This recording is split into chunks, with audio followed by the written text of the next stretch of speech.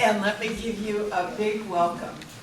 You are the forest denizens. You are the ones who are the serious hardcore. Hello, everyone. Good evening and welcome to the premier forest event of the summer. You've made the perfect choice to come here tonight to talk about forests with two of the most preeminent forest researchers. And we are so fortunate to have them here in Arcata. Dr. Jerry Franklin, who I will introduce, and Dr. Stephen Sillett here from Humboldt State. We are sponsoring this discussion tonight. This is the Pacific Forest Trust. We are having one of our field trip board meetings here in Arcata, looking at our Van Eck forest that we manage. And so it became an opportunity for us to extend to the community an invitation to come and talk about forests and say a little bit about what PFT is. So I'm Andrea Tuttle. I live here in Arcata. I've been involved in forest policy for much of my professional career. And I'm the chairman of the PFT Board of Directors, and I'm going to be the moderator for this evening. And I'd like to introduce a few of our board members. First of all, Lori Wayburn, who is the president and co-founder of Pacific Forest Trust, along with Connie Best. We have Don Cook here, who many of you know is the former director of the California Department of then Fish and Game, now Fish and Wildlife. Linda, is Linda here? I think Linda may be arriving shortly. Linda Adams is on our board. She's the former secretary for the California Environmental Protection Agency. And she was involved very much in the development of the forest carbon protocols, and she's now the chairman of the Climate Action Reserve, which is one of the certifying organizations for forest carbon credits under the California cap and trade system. We have Dr. Dean Urban here with us from North Carolina, who has a long research career in the Sierra and in the Eastern Forests. He is a professor of environmental sciences and policy at the Nicholas School of the Environment at Duke. And of course we have Dr. Jerry Franklin here, who is also on the Pacific Forest Trust Board, and we are extremely honored to have him here. And we have other friends of Pacific Forest Trust who have contributed to us and who have participated with us on the field trip today, and I'd like to welcome you and acknowledge that you're here too. So PFT is a very unique organization. We fit a niche in the conservation nonprofit world that is directed with a mission that's a little bit different. We focus on incentives to keep private forest landowners on their land. We want to keep forest land as forests. And we specialize in developing policies and incentives, economic incentives, that help these landowners meet the economic tests so that they will keep their land in forest use instead of converting it to something else, which is non-forest land. So we work in three major ways. We have a strong forest policy arm. Paul Mason. I've only known him for 40 years. Yeah. Sorry, Paul. Paul is our esteemed lobbyist and policy person in Sacramento. Many of you know him from his early days in the environmental movement. And so he works in Sacramento to help design policies in terms of funding, in terms of incentives for private landowners in the permit process, in many ways. The Pacific Forest Trust invented a mechanism early on which now other conservation organisms have embraced and used, called the Working Forest Conservation Easement. And this allows landowners to keep their land in forest use while still managing their land for timber harvest and for economic return, but also have very high standards of stewardship for habitat, freshwater protection, and timber production. We also are an advocate in Washington, D.C. for federal forest policy that affects private landowners. And we were the PFT introduced the first legislation to create this notion called forest carbon.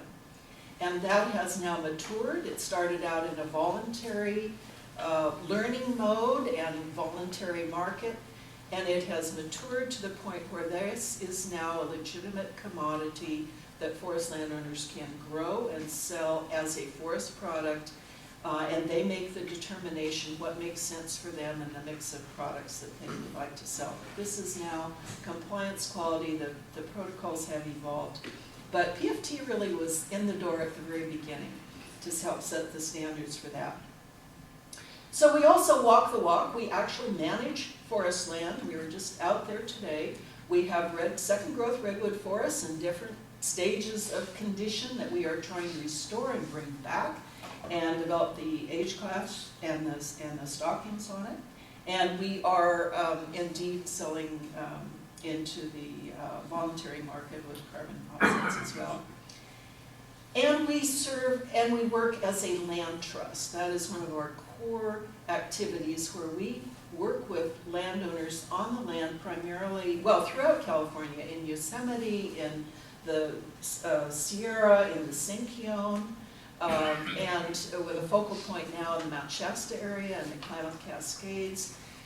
Many of you know that much of the fresh water for San Diego and Southern California comes off of the Mount Shasta and the Cascade watersheds, and so it's very important that we focus on retaining those sources of water, and we're working with landowners there to keep their lands in forest use.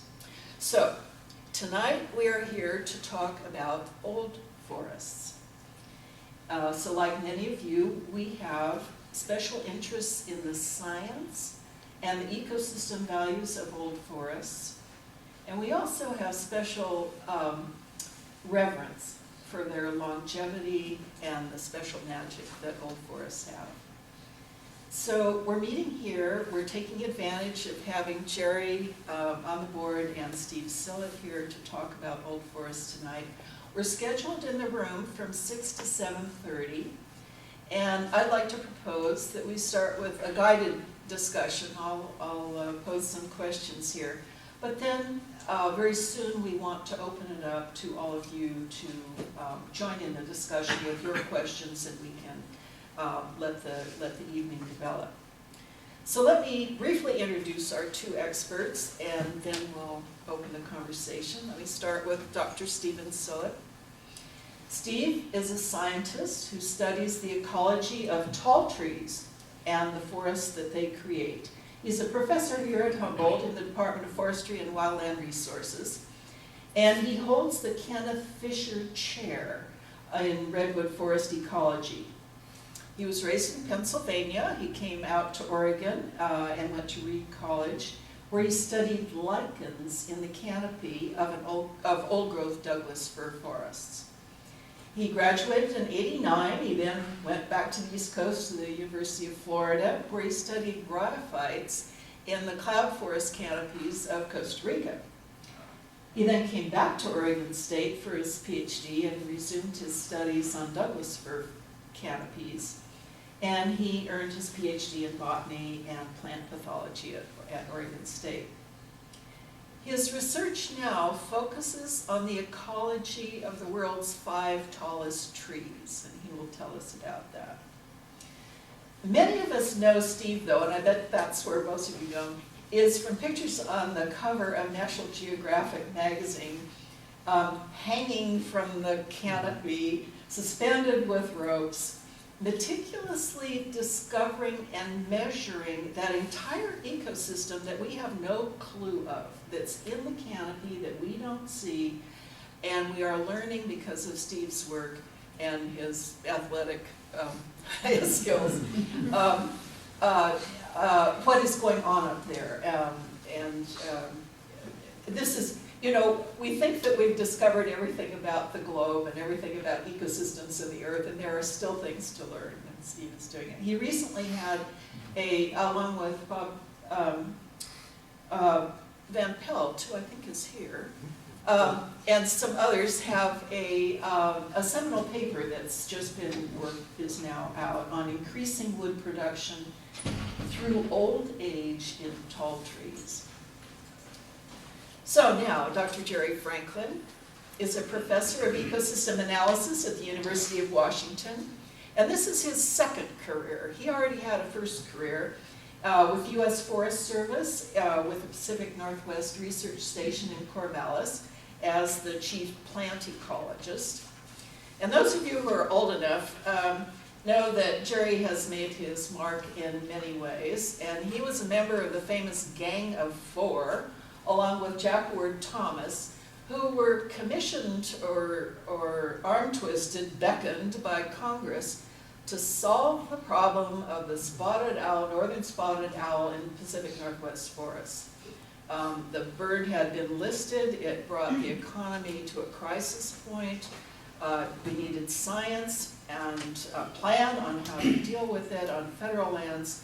And so Jerry was a key participant in that process, which continues to endure the slings and arrows of everybody still, from every direction.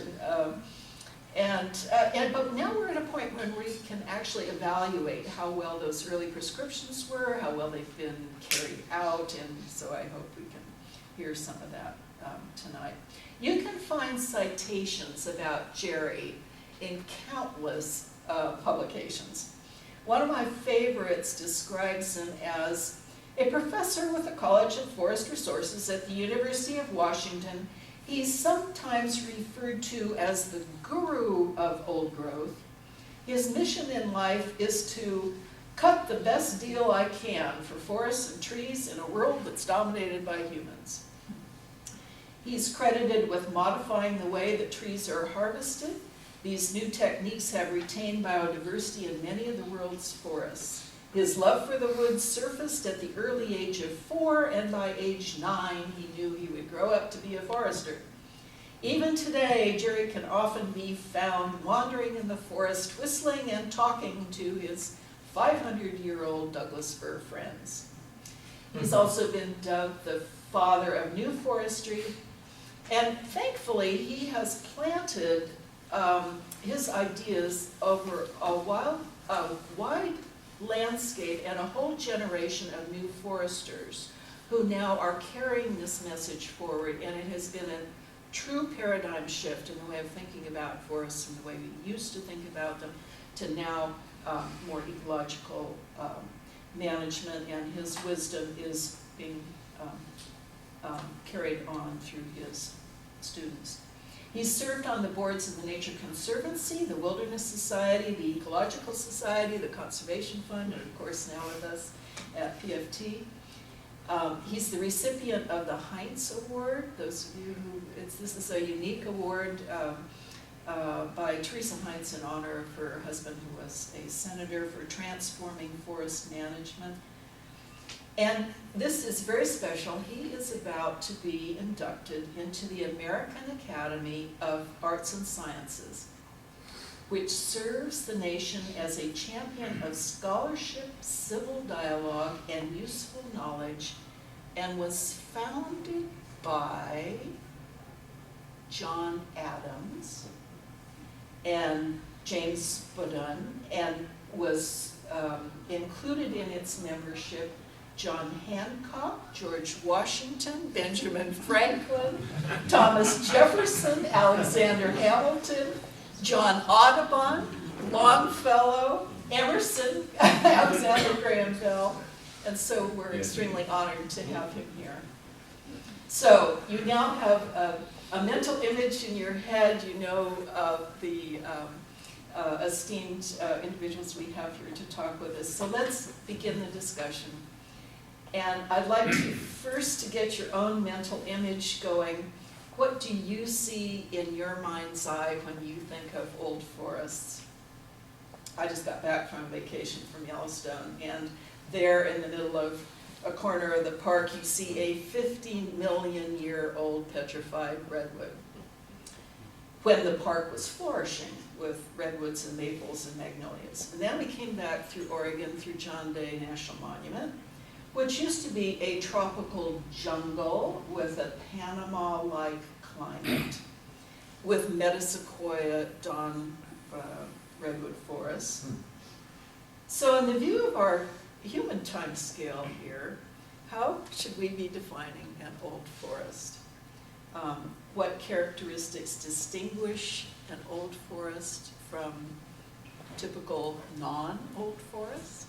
So Steve, I'd like to start with you to get the conversation started and think about, set the scene for us. All right, can you hear me? Oh, I don't know, I think of old forests as forests that have big trees in them. And that's obviously the key ingredient, because the forest is created by the trees. And different species of trees, of course, can achieve different things. We happen to be blessed here with the species of tree that creates the greatest forest of them all. My interest in forests extend from the redwoods to other places where trees can reach over 300 feet. And I would say that they're really, aside from some of the natural history differences among the species that dominate these forests, they have a lot in common. And one aspect of them is, of course, the giant trees, but the other is the structural characteristics of the forest. Not just big trees, but also mixtures of tree age classes, a lot of dead trees, woody debris, and of course biodiversity. Much of my work has been trying to get at the trees themselves, because I think we can't understand the forest until we have a handle on the trees. And so one of the things that we've been doing over the last several years is trying to, something that's very basic, which is simply to get good equations for these big trees. So that if you take a series of simple measurements, you can actually find out how many leaves they have, how much do they weigh, how much bark, how much sapwood, how much heartwood. And it turns out in order to do that, you have to actually measure the trees so that you have something to use as a scaler. And so we've been climbing them and measuring every branch and coming up with some really amazing numbers, which I'd be happy to talk more about. But I would view that first and foremost, the big trees are the characteristic of old forests that are of greatest value. So do they need to be old to be tall? Or do they need to be tall to be old? Well, you know, it's interesting. The different species of these tall trees can do it in different ways. Eucalyptus regnans in Australia can be 300 feet in 90 years. How long does it take redwood to get 300 feet? Probably 3 times as long. So, of course, there's many different ways to think about tree size, height being one. But when I think about tree size, the thing that I think about is biomass. So for a tree to be truly huge, yes, it has to be tall. Jerry. Well, I think, you know, I started out by thinking primarily about the trees, and it was really the trees that inspired me. But my own focus has really become a much broader focus on forest ecosystems, much more inclusive than I started out. And I think, you know, one of the things that perhaps we don't appreciate in this region is that we really have defined the concept of old forest, old growth forest in the world. And, you know, it wasn't a concept until we began to recognize it and study it and write about it. And perhaps there are a lot of reasons for that. One of them was we were, in many ways, a last frontier. You know, we'd cut our way through all the rest of the forests of North America. But it was more profound than that, because it turned out these forests were extraordinary. I mean, everybody's forests are extraordinary in a sense, but these were really extraordinary. And they were extraordinary in their longevity, in their massiveness, in their dominance by evergreen conifers. If you go around the temperate world and you look, most of the moist temperate world is actually dominated by deciduous hardwoods, flowering plants, rather than the conifers. And so this was quite unusual, recognized as that by, geographers well back into the 17th, 18th century, that this was a very different kind of situation. And so it was very interesting to me as a young scientist that these forests were very largely ignored in the literature of plant ecology and forest ecology, because all of the leading ecologists were someplace else in the temperate forest region and were making statements about what forests could be and what they could not be.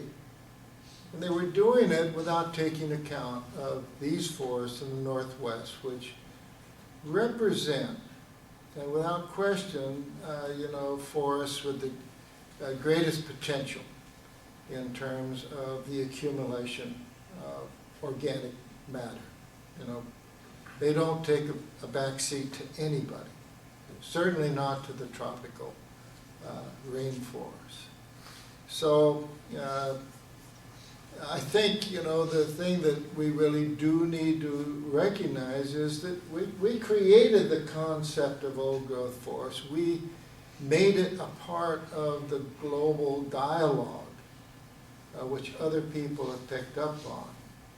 And I'm rather proud of that, because it irritated me to no end that people were building theory that didn't encompass these forests.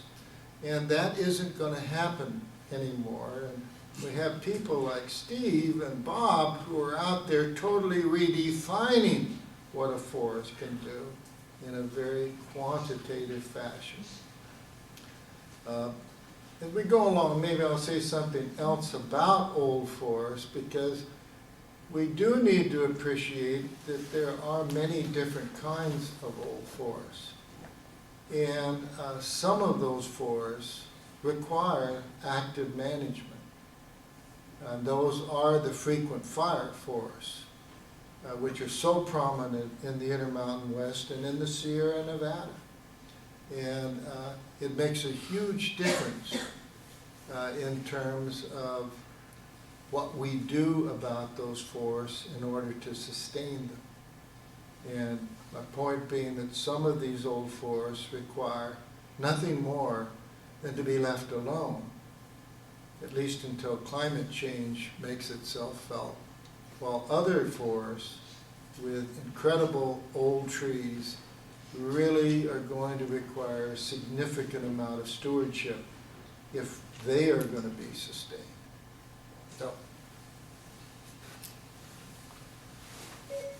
I'd like to, both of you are scientists in the true sense of the word. You are engaged in policy and have gotten involved in political battles. Many of us up here know Redwood Summer, and we know the acute polarization on forest policy, and we've been through a period of community and statewide and national disruption and antagonism towards forestry.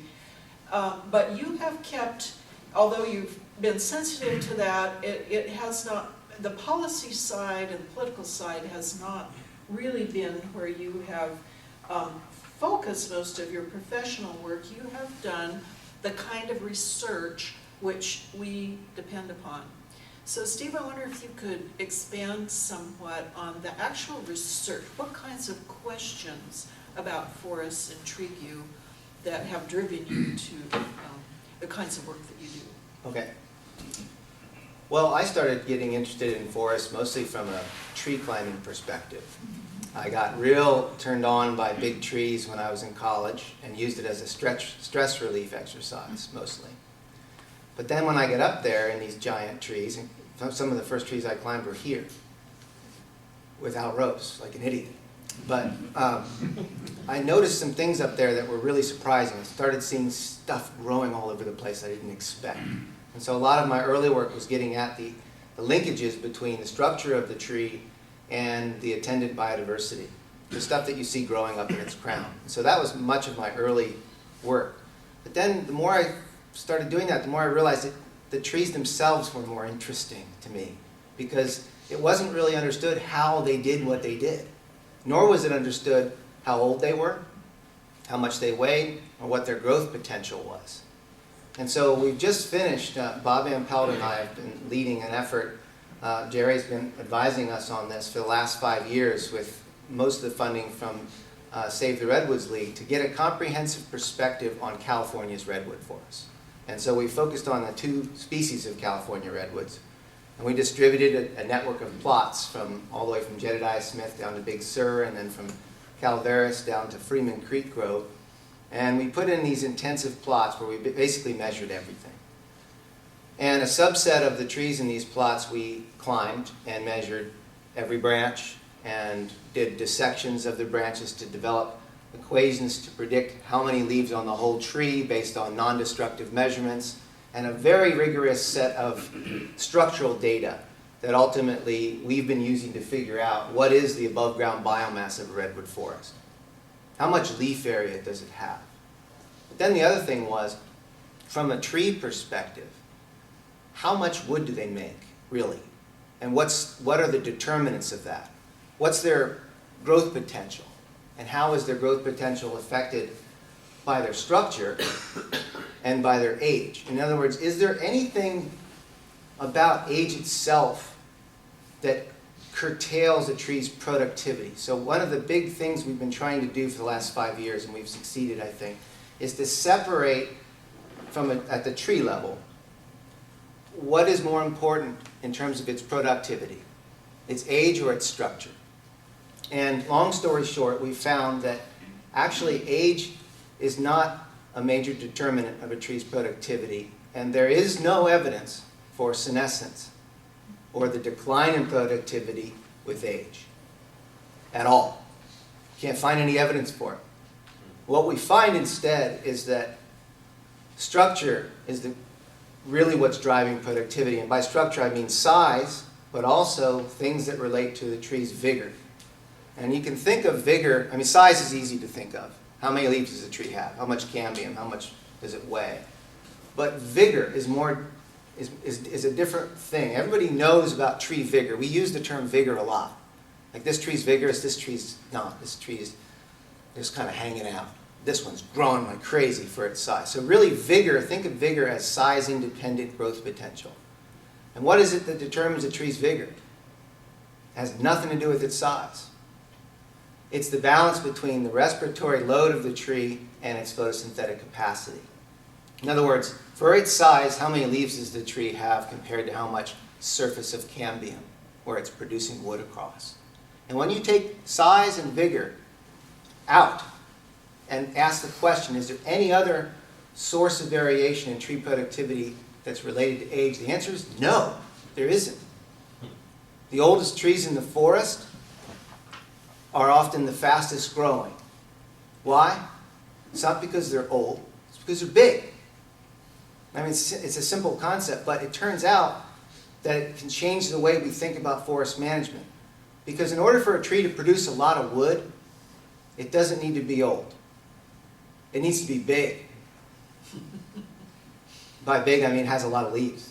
So some of these big redwoods, they have over 2 acres of leaf area on an individual tree.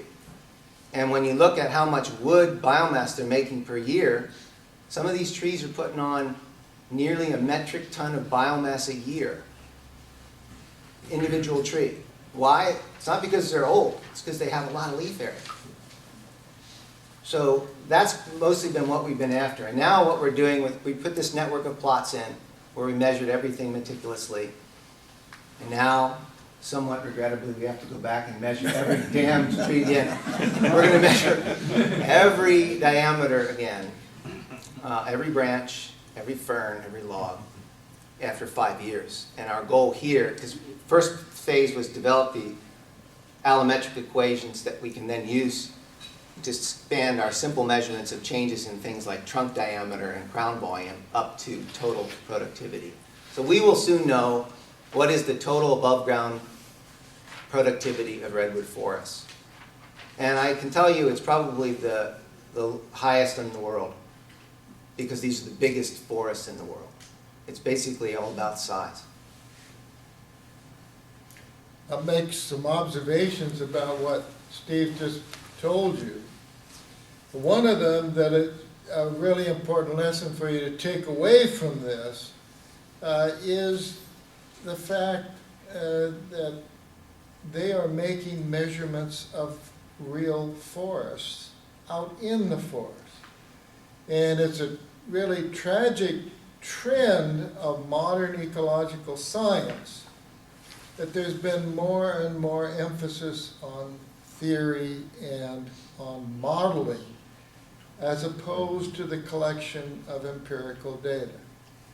And in fact, the only proof of any concept, and in my opinion, the only way to develop a good theoretical construct, is to go out and actually make observations. All else is speculation. And there isn't enough of that going on in science today, especially ecological science. Very scary. Second observation, what he was telling you was about the complexity here. What looks at the outset as being relatively simple, and as you look at it more and more, you appreciate increasingly the complexity of these systems. And that's an important concept, because so much of production forestry is about abstracting and grossly simplifying these systems. And that may be completely satisfactory if in fact all you're interested in is growing wood. But it's completely unsatisfactory if you're approaching forests as systems that provide multiple goods and services. The complexity is what makes it possible for that system to provide that broad array.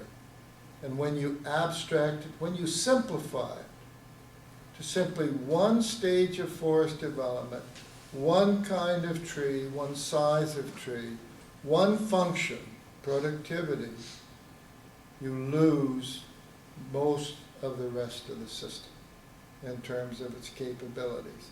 We were talking in the forest today, and one of the points I tried to make was, any time you manage a forest for one value, whether it's wood production or as habitat for northern spotted owls, you marginalize other values.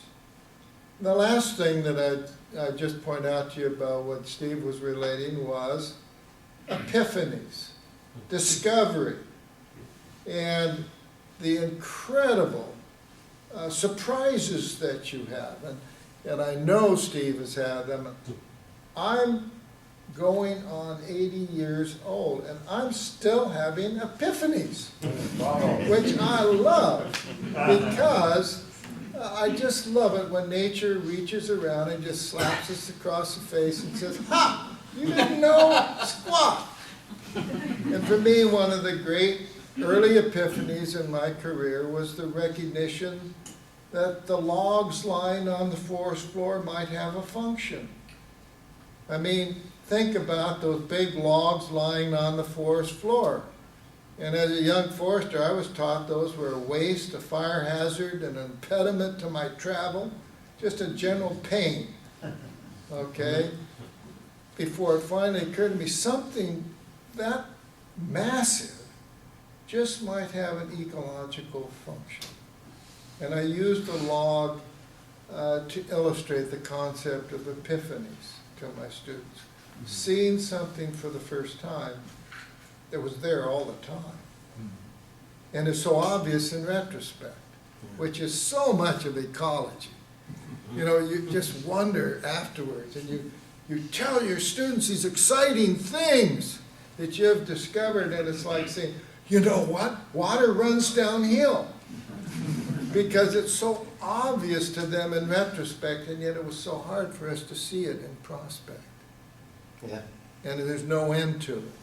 No, when we first started exploring the redwood canopy, it was amazing. Just about every time we climbed for about the first 4 years, we found some new phenomenon up there. And one of the most amazing things, epiphanies for me, was when all of a sudden we started seeing lungless salamanders cruising all over the canopy.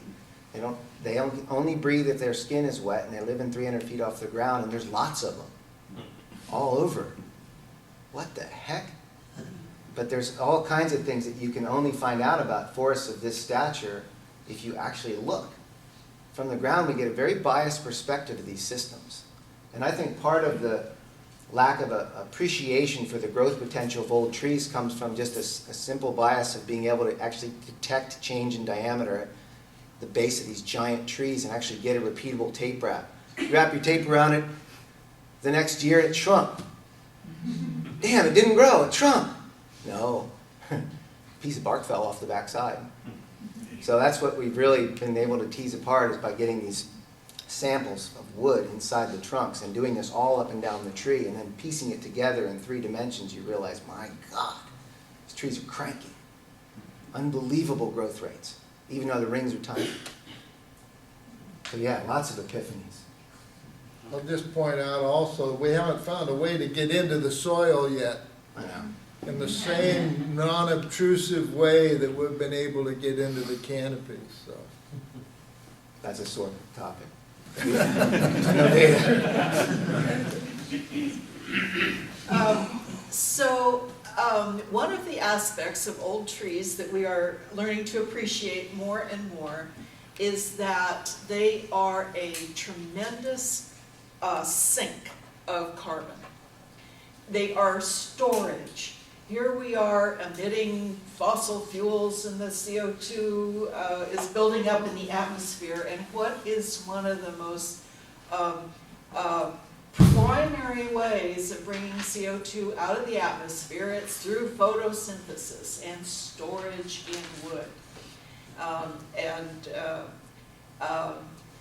So one of the aspects of wonderful big old trees is this carbon stock. And several things are going on. One, we're losing big old trees from traditional harvest practices and conversion of land use and lack of understanding of the value of the trees for those that are outside of public ownership.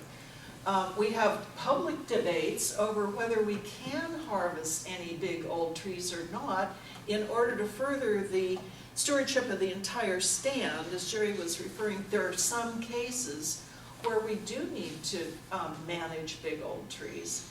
I'd like to move into this conversation about the role of old forests in the climate cycle, the role that they play as a carbon storage, and then the impacts upon them as the climate changes. We are experiencing warmer temperatures. We are experiencing changes in water regimes. I don't know if the fog cycle is really going to change up here or not. We've had different hypotheses about that.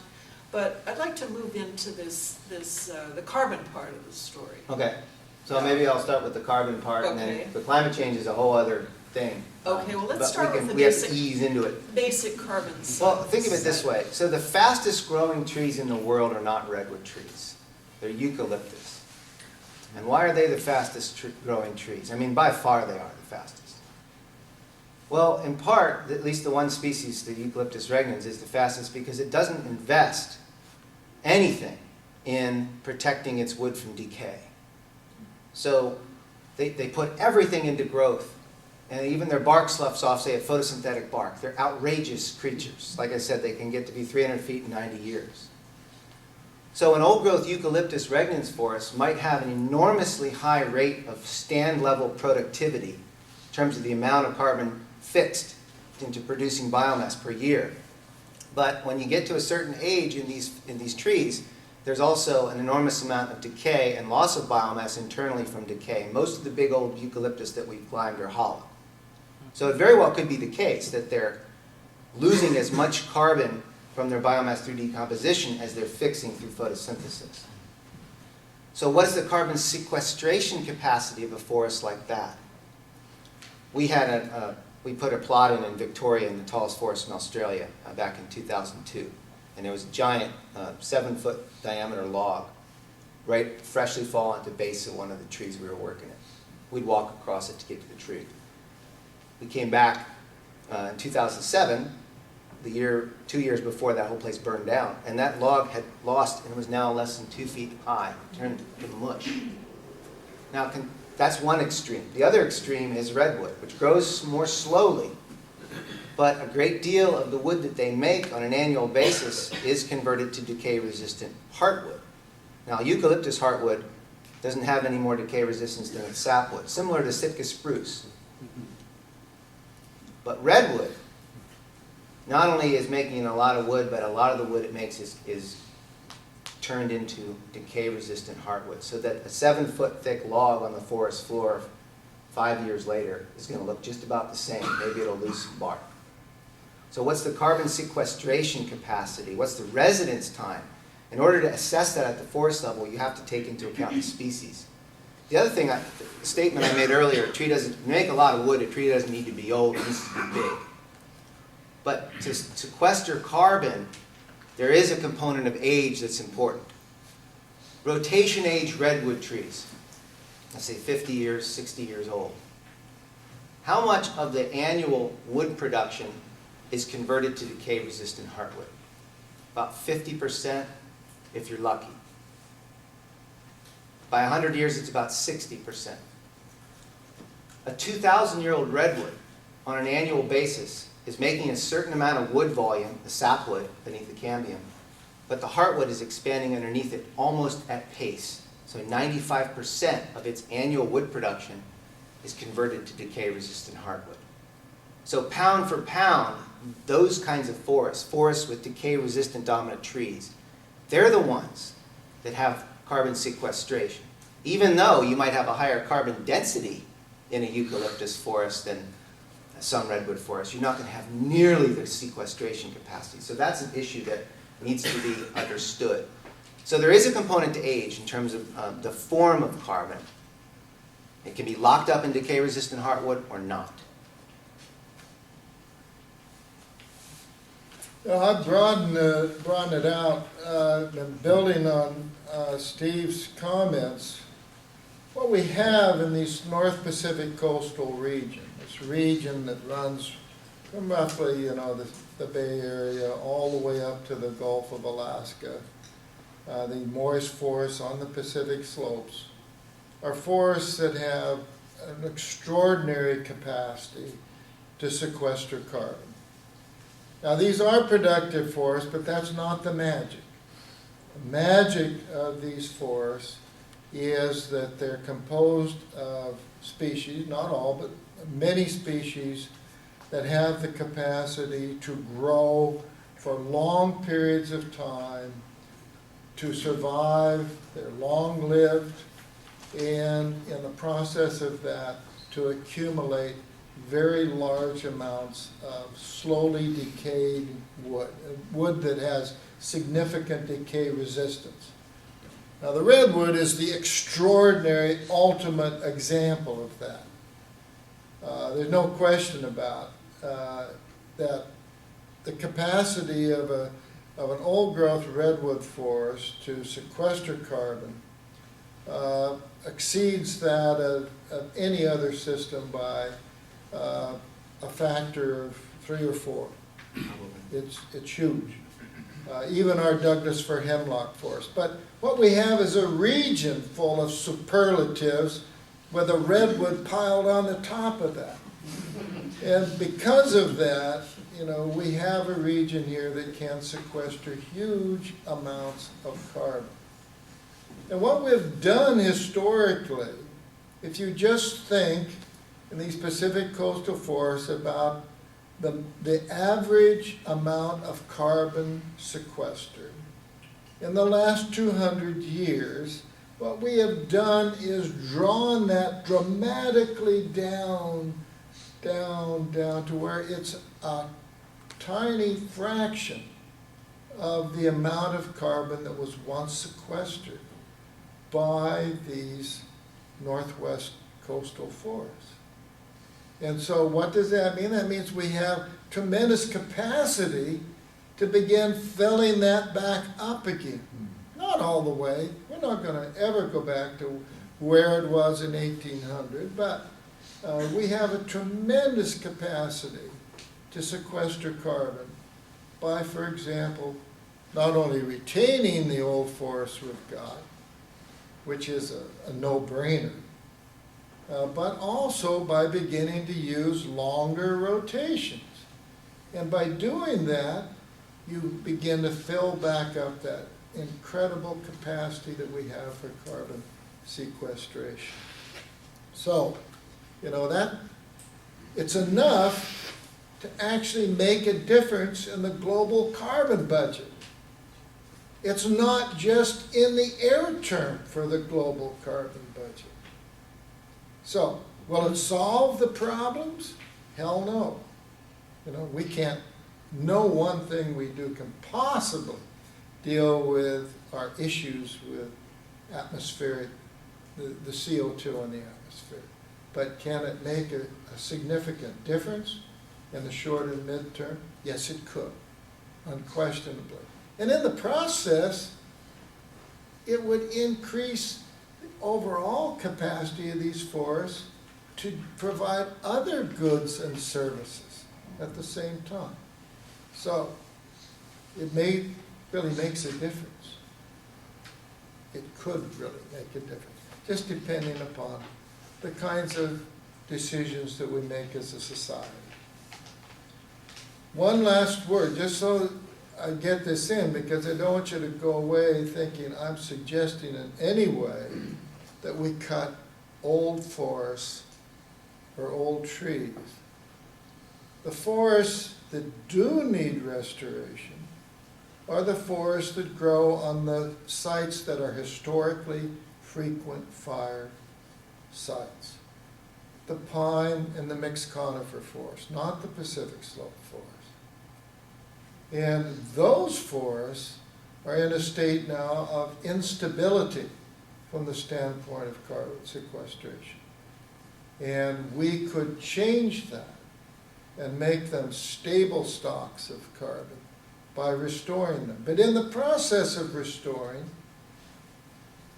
you never take an old tree. All of the old trees stay as the part of any credible restoration process. But you do restore a system by reducing overall density, shifting the composition to the more fire and drought tolerant species that is going to be both more resistant and more resilient in the face of fire, in the face of insects, in the face of climate change. So I just wanted to make that point and to step out of the moist forest for a moment and to step into the pine and mixed conifer forest.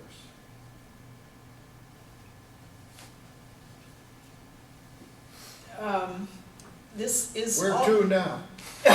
well, this is leading us eventually to the question.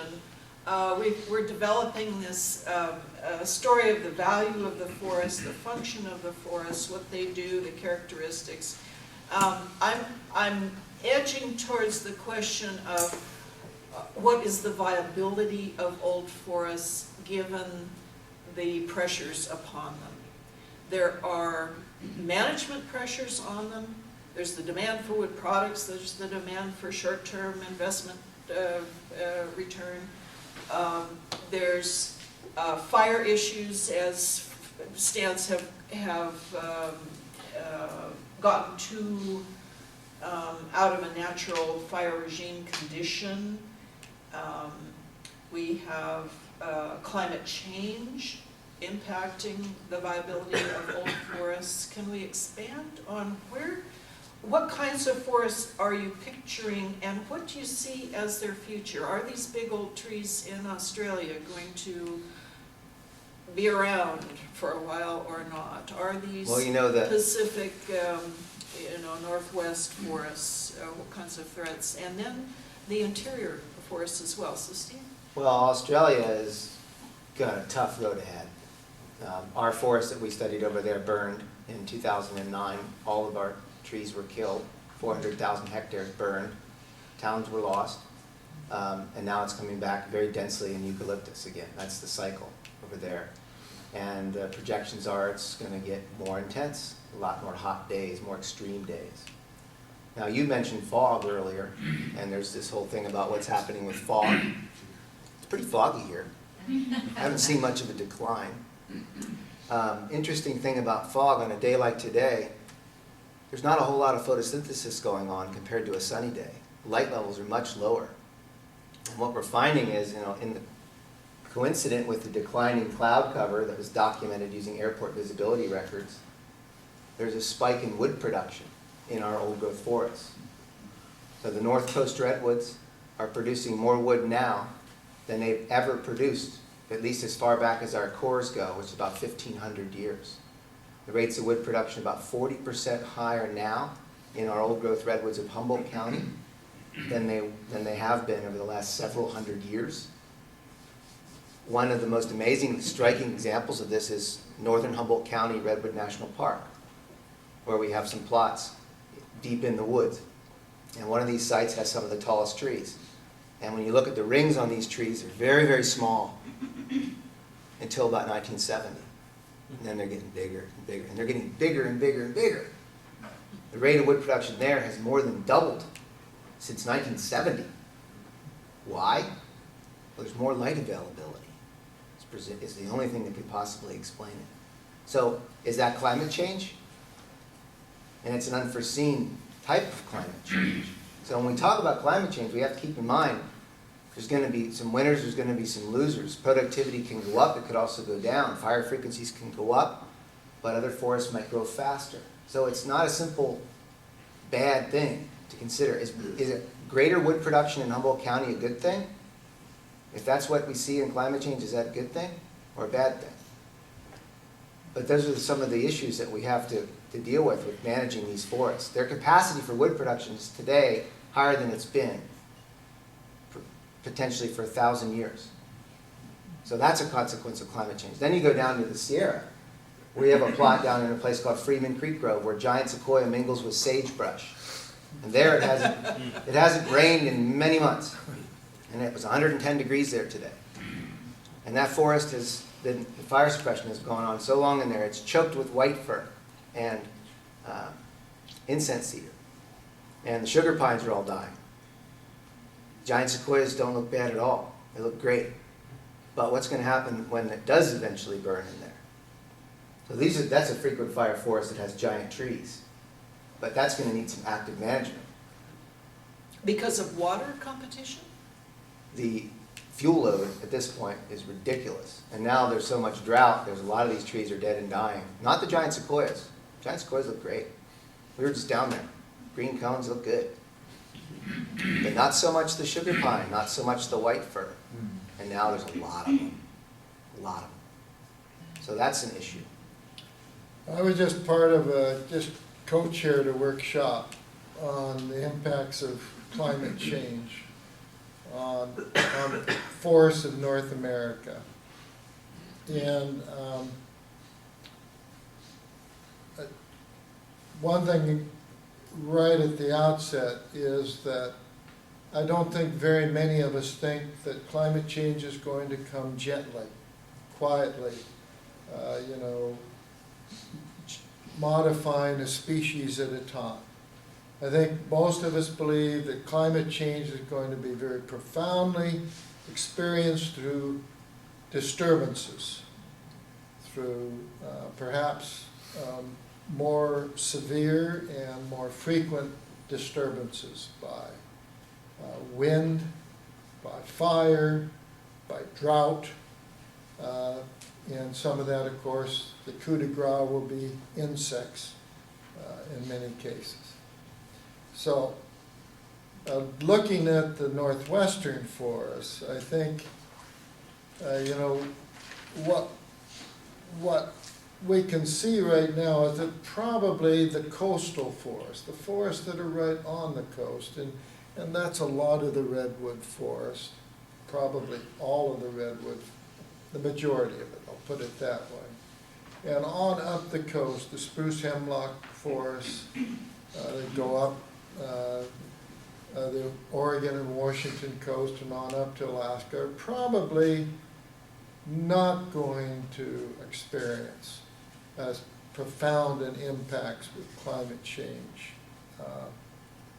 Perhaps individual species might, but in terms of the destruction of the forest.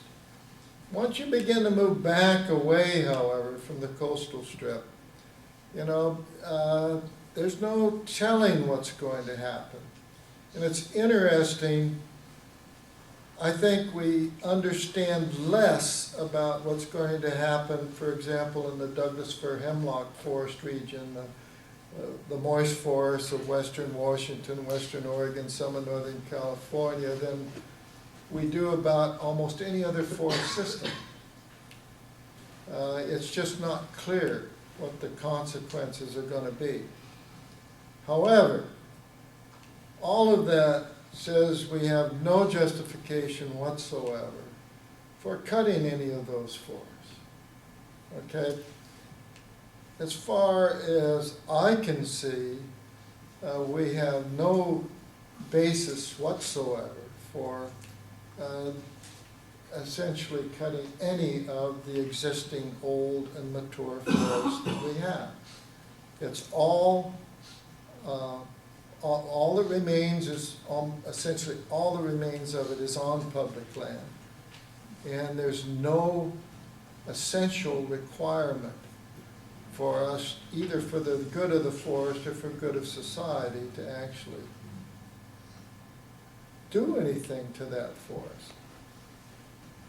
What we do need to be doing is looking very carefully, watching very carefully, thinking very carefully about what climate might do to it, and trying to see what we could do to deal with that, to assist that system in adapting to that change. But it's not clear at this point at all what that would be.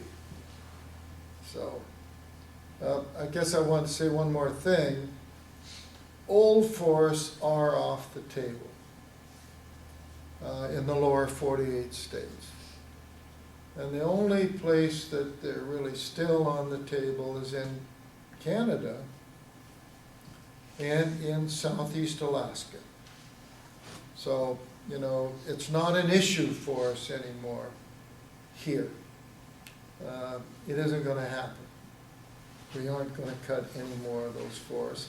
And that pretty much applies to the mature forests as well as the old forests.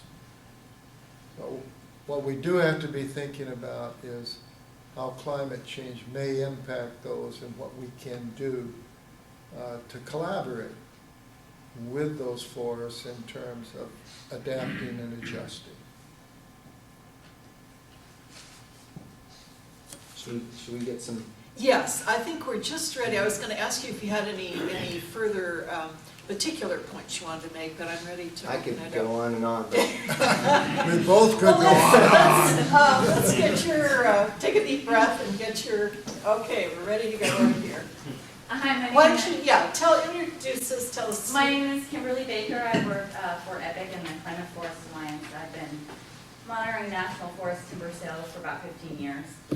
And I would have to disagree with you that old growth is off the table. There are still multiple timber sales out there on the 4 Pacific Northwest forests in California that have old growth on the table for cutting. So, how can we change that? Well, I expect one of the ways you've already figured out, which is you sue them. Yeah, Litigate over it. And what I think we all need to do is work very hard to bring about a formal policy change.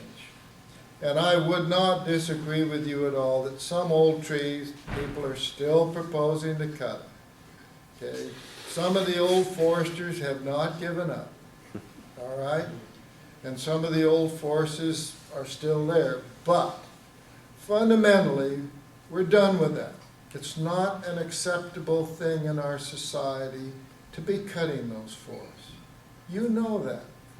You represent that. That doesn't mean it's done, okay? The Civil War wasn't over in 1865 either, okay?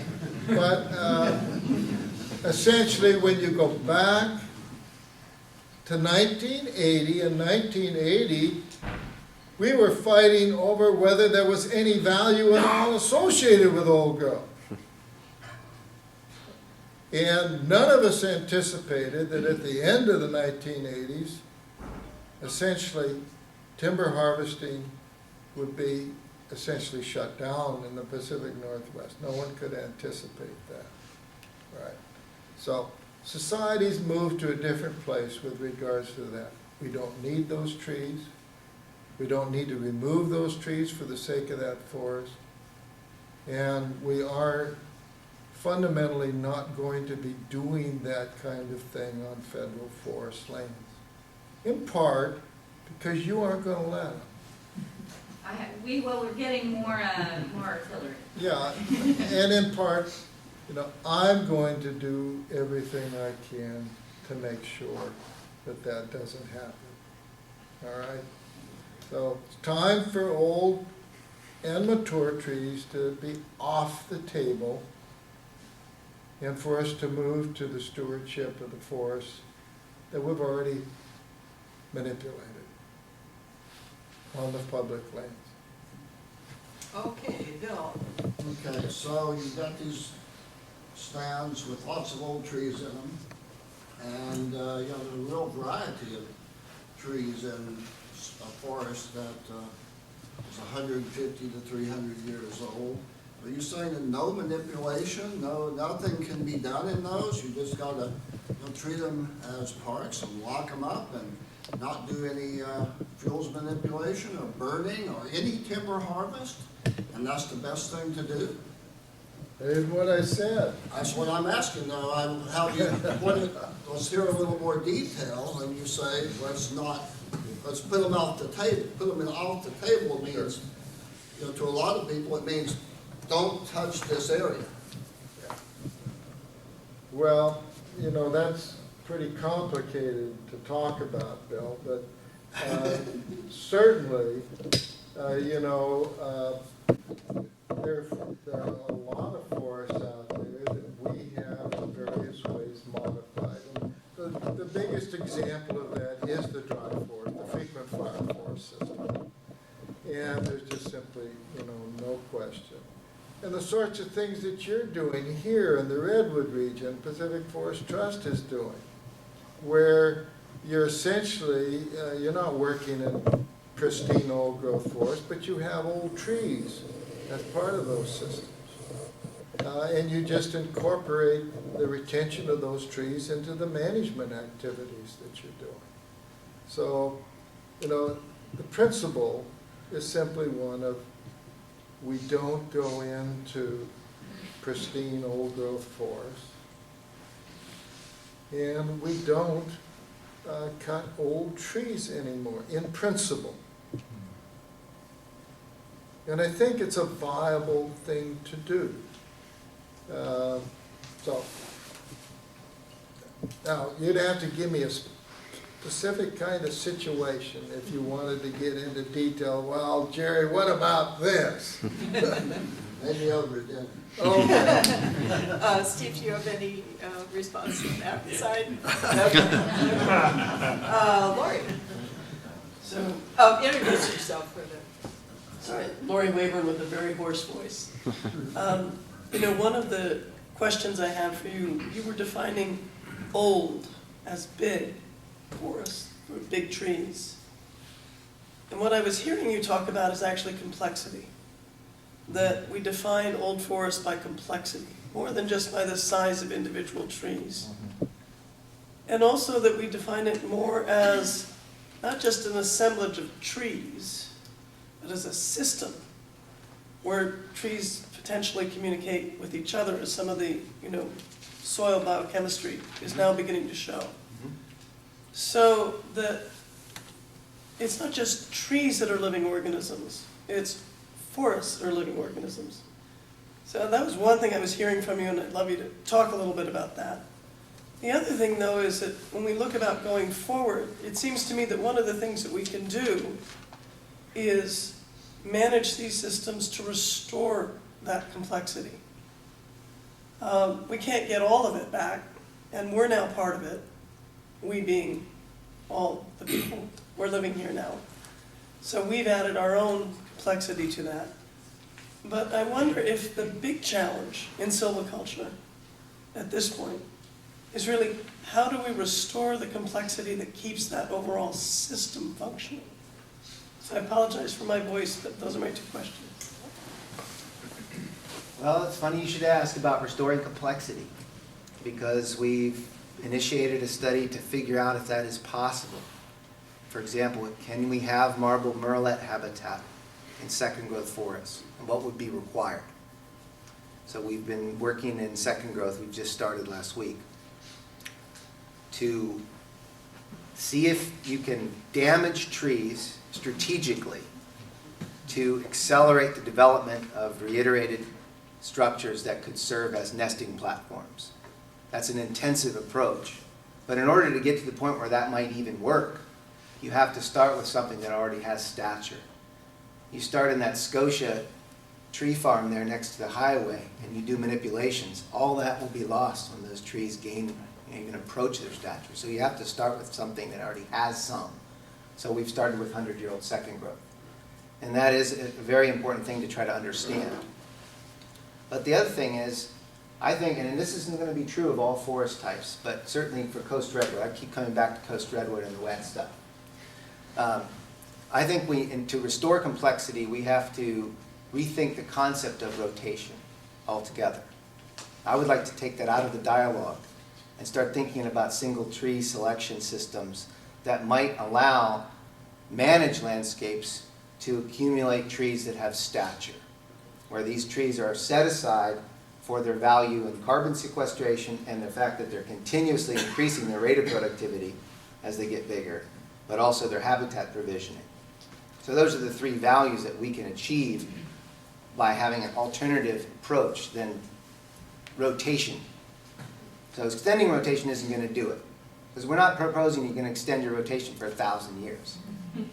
But in some systems, you can take advantage of the tree's biology to achieve these things in a shorter period of time. That's the hope. Nobody has done it.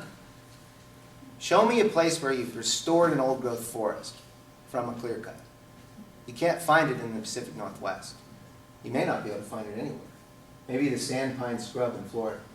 They're old growth in 80 years. But not here. What was the first part? That's the part that Jerry needs to answer, that first part. And that a core definition of a forest is its complexity. I think it's complexity in old trees. Old trees are an essential element of that complexity in old forests.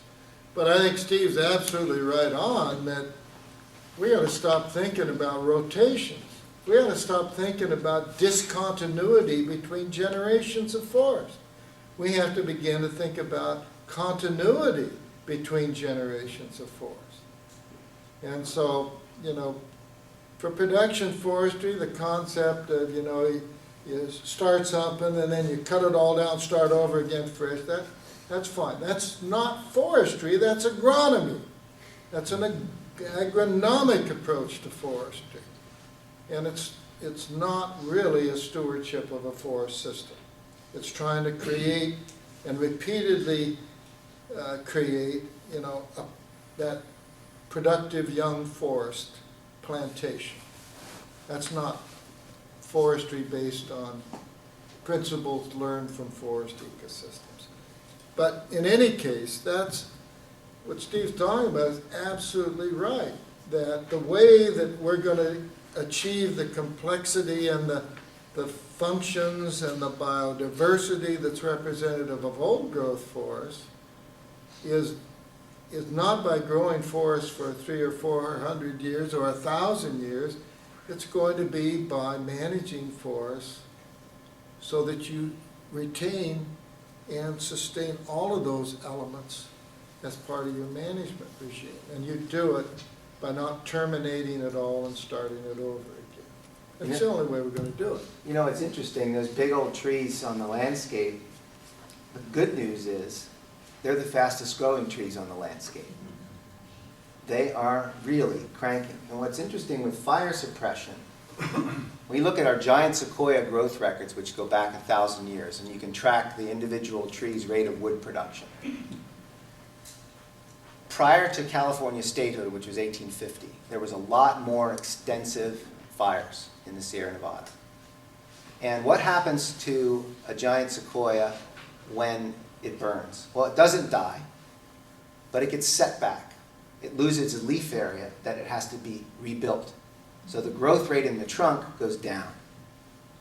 So you see these periods of time, if you take individual trees back where they had bad decades, where big old trees are just barely pushing it.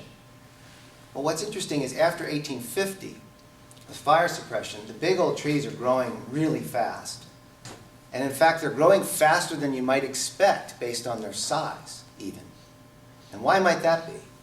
Well, if you've eliminated fire from these systems, those trees over the last 100, 150 years have gained enormous amounts of leaf area that under a natural fire regime would have been periodically set back by crown fires.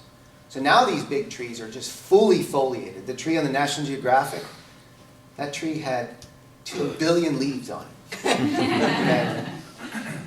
So why are these big trees growing faster than expected for their size after 100 years of fire suppression? They have a lot of leaves. And because they're the biggest trees in the woods, they have command of growing space. They have command of the below ground growing space and the above ground growing space. So those big trees that we leave, they're not just sitting there. In fact, what we found is that after these big trees are logged around, where you leave your retention, you thinned around a big tree, their rates of wood production go skyrocket after that.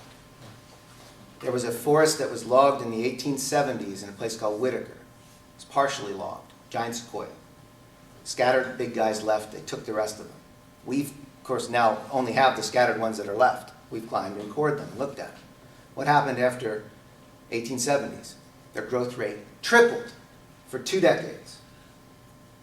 And then it started going back down again. It went down again because the growing space was filled up with regenerating vegetation. But these big trees that we manage around, that we thin around, are incredibly responsive. Now, Bob and I have a monograph that's in review right now. And one of the questions we asked was, is there any effect of old age on the responsiveness of a tree to disturbance, to environmental change? The answer is no, there isn't. They're just as responsive. They have just as much release as when they were young, which is really cool. So if we take this approach where we say the largest trees in the woods are off limits, that's not a loss in terms of their productivity. They're sequestering enormous amounts of carbon, and they're also serving as refugia for all kinds of species. So it's a win, too. It just depends how you look at it. Richard, introduce yourself. I'm Richard Dinger. I'm an individual plaintiff on Epic versus Johnson. I'm a cumulative effects nerd. I'm also on the Redwood Forest Foundation's board.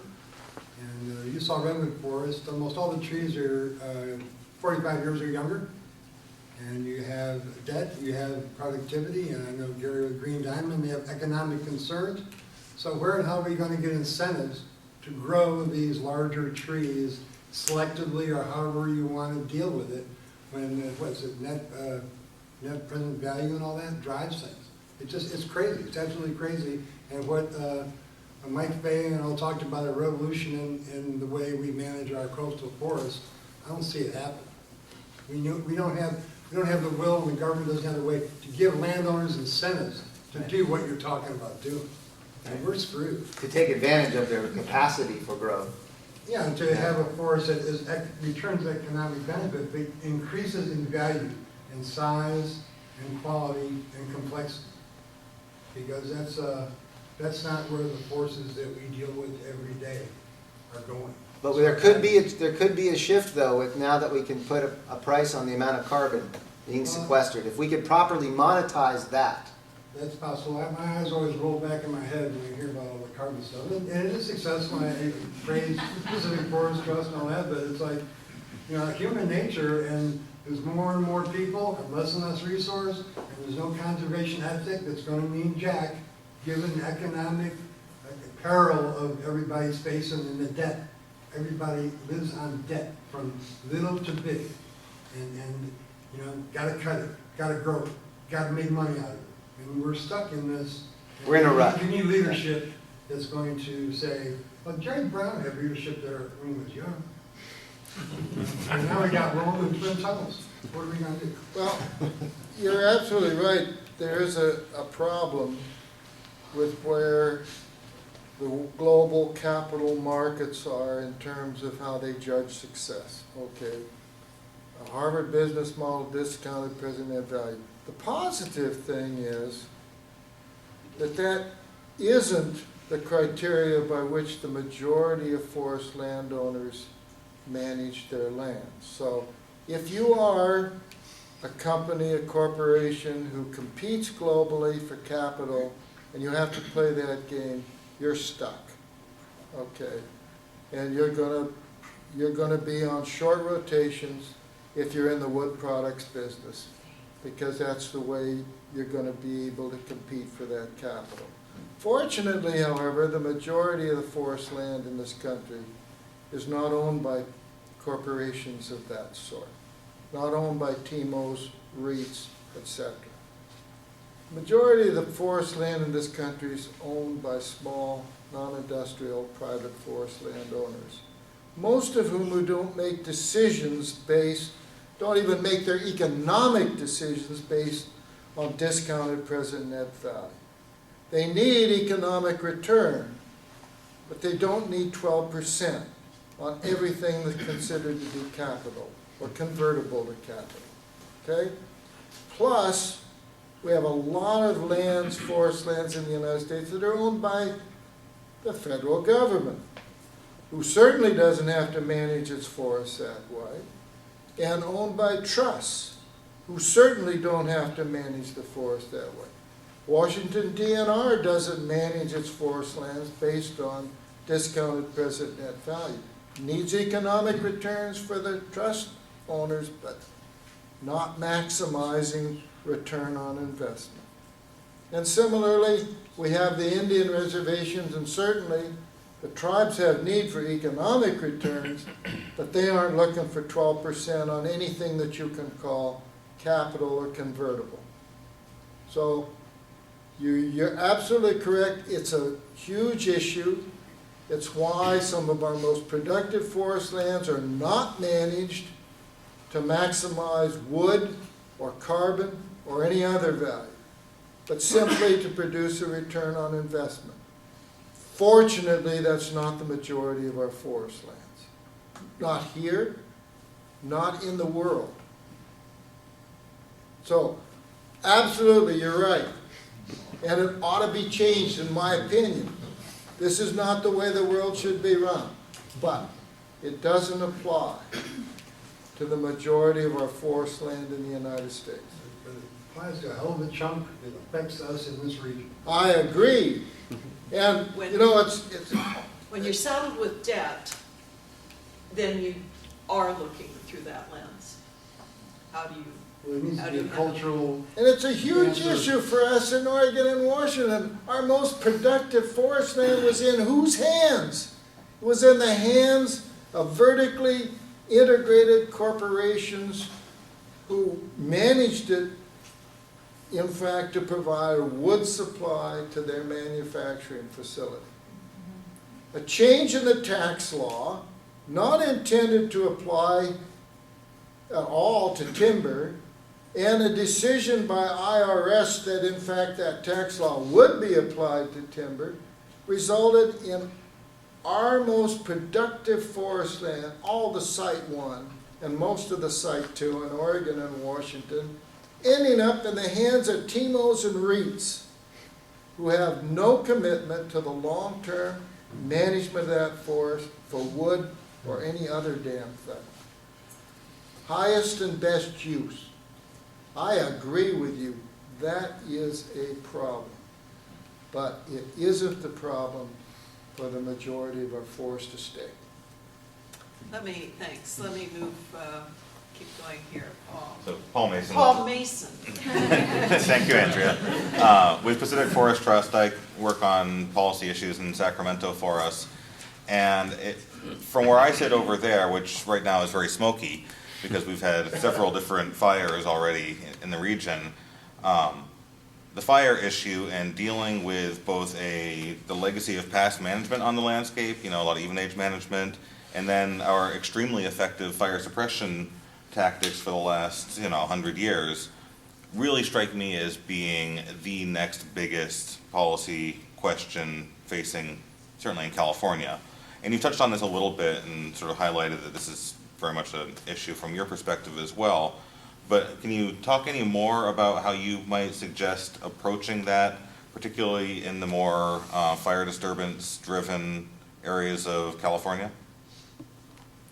Go for it, Steve. All right, there's the chopping block. Time to dive into the policy.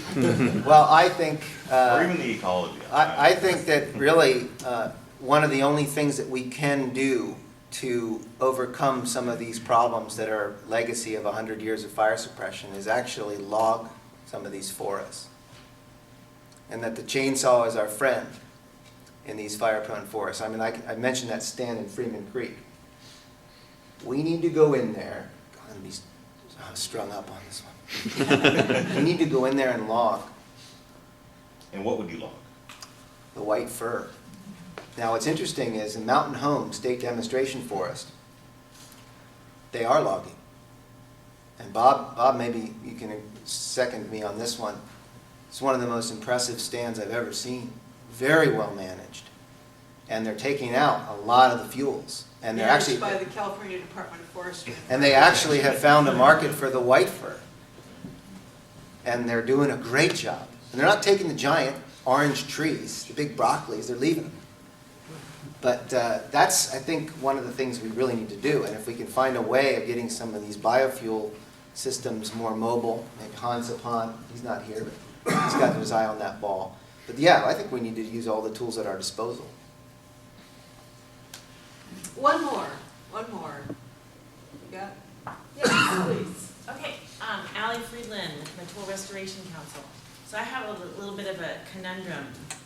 An unusual forest that's only about 120 years of age, this is on Humboldt Redwood Company land, that is right now, protesters are out there hanging from their necks, okay? Because it's unentered. 120 years unentered, probably what happened was a catastrophic fire. So what grew back, this is Doug fir land, by the way, not redwood. What grew back was this amazing forest, about 120 years of age, give or take 10 on either side, very even age stand. And Humboldt Redwood Company wants to go in there and selectively log. And now, because the forest defenders say it's unentered, they feel like once it's entered, they won't somehow manage it well enough into the future. Humboldt Redwood Company is now going to do, if you know FSC standards, they're going to play with the representative sample area for that forest.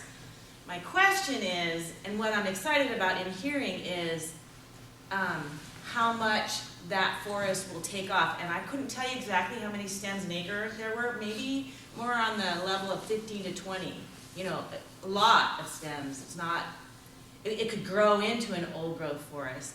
But the excitement that I got from you, and at the same time dealing with Bill's question here, is it seems like some management would actually help this site. But I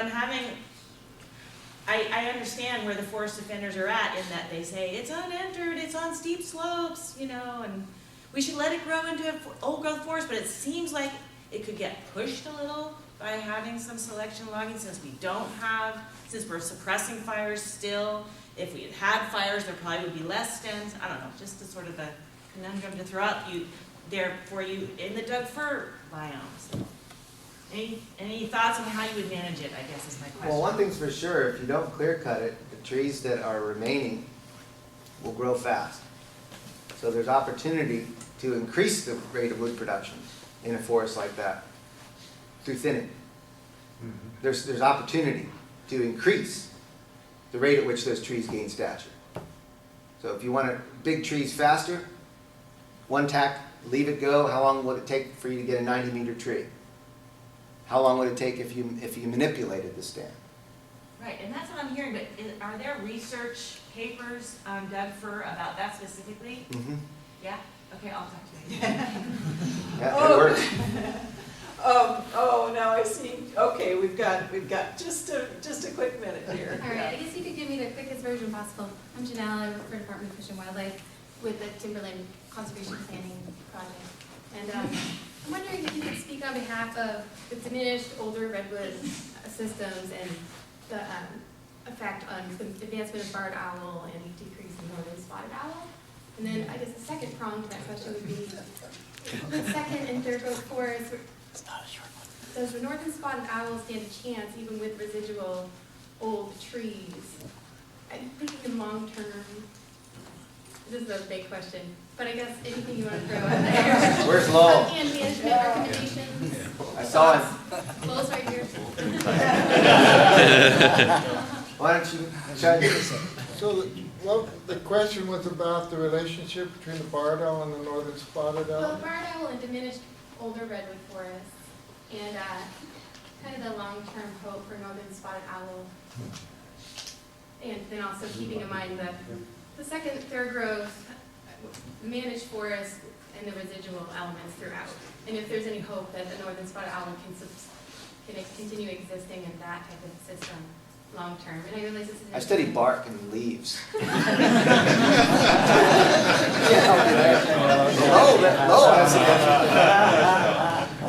What do you think, Jay? Well, both of the owls like complex forest. And you get complex forest pretty early on here too. You develop faster. It's very productive. We've got a huge problem with the barred owl. It is an invasive species. It's a very aggressive species, extremely territorial. If it's got really good habitat, it simply produces that many more territories. It just divides it up finer. And,